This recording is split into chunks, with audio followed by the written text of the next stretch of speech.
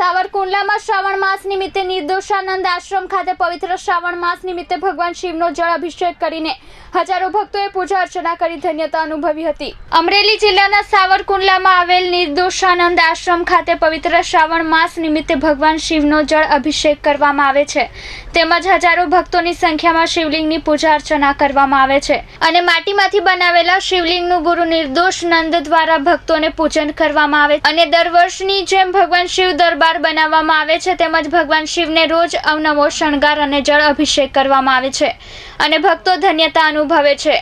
આ આશ્રમ વિશ્વાસનું કેન્દ્ર બની રહ્યું છે અને અહીં મોટી સંખ્યામાં ભક્તો જોડાય છે। પૂજામાં તેમજ ધોળા ટીબી ખાતે નિર્દોષાનંદ હોસ્પિટલ દર્દીઓ માટે વિનામૂલ્યે સેવા આપી રહી છે। મારું નામ ભરતભાઈ કથિરિયા।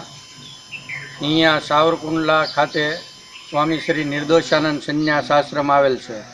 તેની અંદર દર શ્રાવણ માસને નિમિત્તે આખો મહિનો સવારમાં 4:30 થી 7:30 કલાક સુધી પાર્થિવલિંગ પૂજન કરવામાં આવે છે તેમજ છેલ્લે શિવરાત્રિ 13નું 4 પ્રહરનું પૂજન કરવામાં આવશે તેમજ અહીંયા દરરોજે 500-700 માણસ શિવ પૂજાનો લાભ લે છે।